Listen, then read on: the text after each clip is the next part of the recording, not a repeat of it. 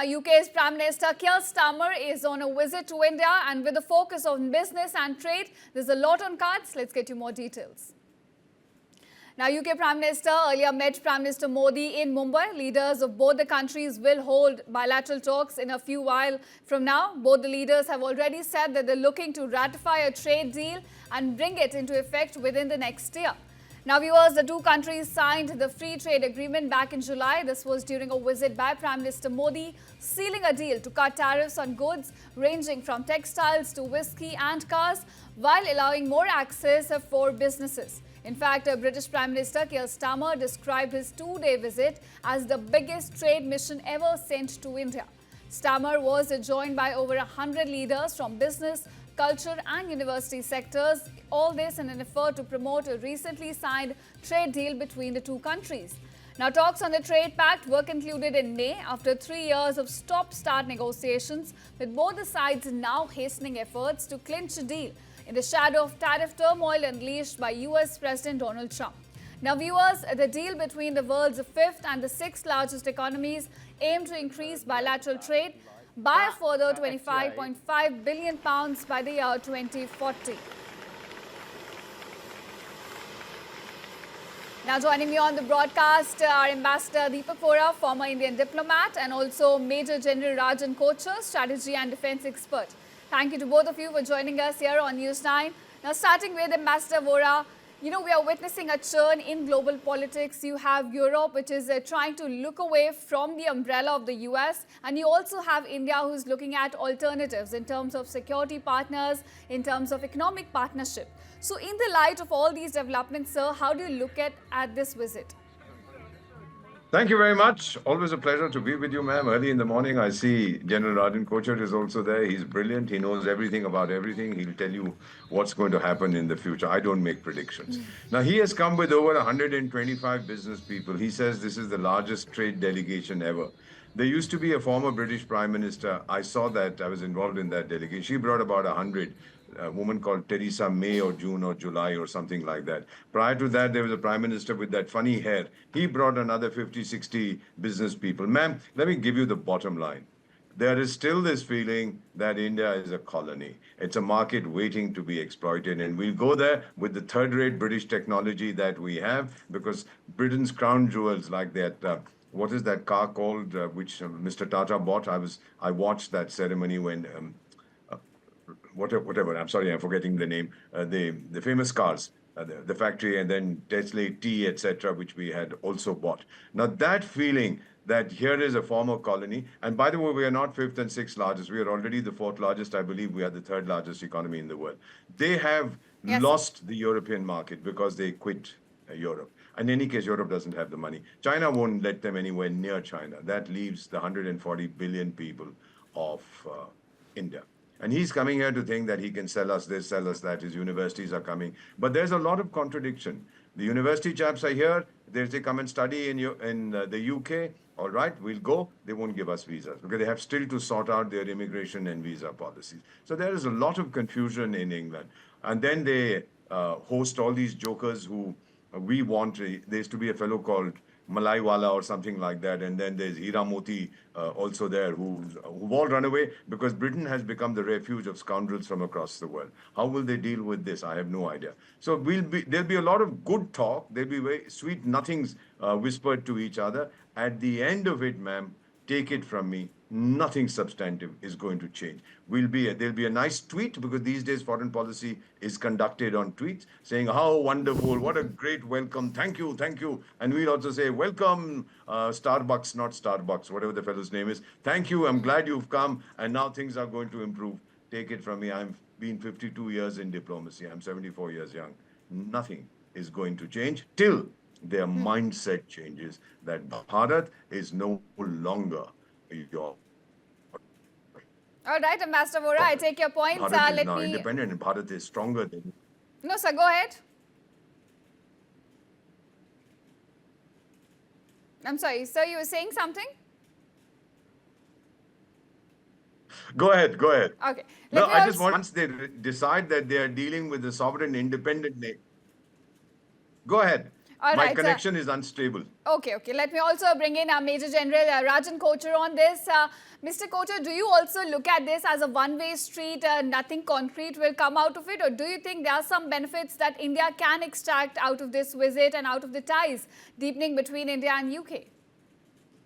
Okay. Good morning to you as well as to Ambassador Deepak Vora. He has made his point, but I have a different viewpoint and a different Euro perception. Whenever a trade happens between two countries, it's always mutually beneficial to both. It is never a one-sided affair. And especially when we look at the flux in the world geopolitics today, especially after the tariffs issue with the United States. So I see this as an opportunity for both UK as well as India, because UK also needs Indian trade, because the economy of UK is not too good today. And India also is looking for diversification of supply chains. When Prime Minister Modi is making a statement on this visit, he has mentioned this, that we are looking at new markets today, and especially and we have to dehyphenate from the United States, because the time has come now that we can't be totally dependent on the United States. So I look at it as an extension of the bilateral comprehensive economic trade agreement, which was concluded in July 2025. And whatever commitments were made, the headlines had actually come out. It is time now to get into the act, I would say that.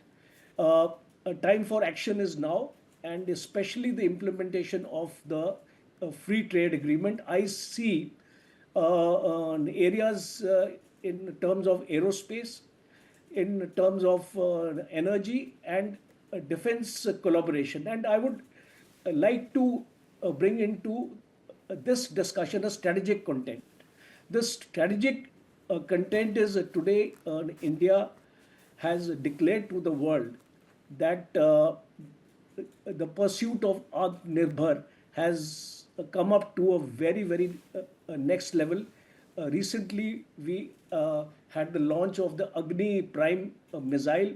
It was basically a messaging to the world that our missile technology, our aerospace efforts, what we are trying to bring into India, are bearing fruit, and that is why such a big UK delegation is here, because it's going to get into a contractual mode, a sort of an industrial contractual mode, especially with the firms like Bharat Dynamics, which we have, and Thales, which we have in UK.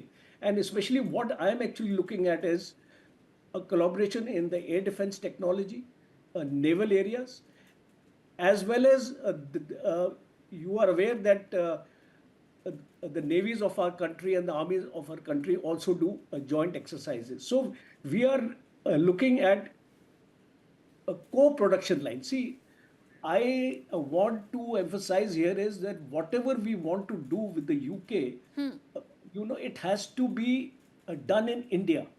Okay. Because it is extremely important that whatever industry has to be set up for whatever we want from them in the aerospace or the energy sector, it has to be a co-production. We have to have maintenance hubs in India and joint R&D, because these are the areas I'm looking at, and especially if you look at the naval aspects, because it is now time to devote our focus onto our maritime power, because this area was largely neglected over the years. So I'm very happy that today almost 40 to 50 warships are being built in India. All our Mazikon docks and our other shipyards are gearing up for this effort, and that is why this resilience of supply chain, because I want to emphasize the aspect time and again that we must have a resilience in our supply chains, because you see the example of Russia. Why Russia was able to fight a 4 years war? Because of the defense ecosystem in that country. A similar kind of defense ecosystem we need to have, and we need to have partnerships with countries like the UK, because they bring in technology and it has to be a joint effort. And that is why especially the aerospace and the defense industrial sector, I feel, needs an impetus in India. And UK has got Rolls-Royce, BAE subcontractors. So these kind of time-tested companies are available with us to collaborate. And I'm sure that at the end of this visit, there is going to be a very, very fruitful and revealing joint statement by both the prime ministers of our countries.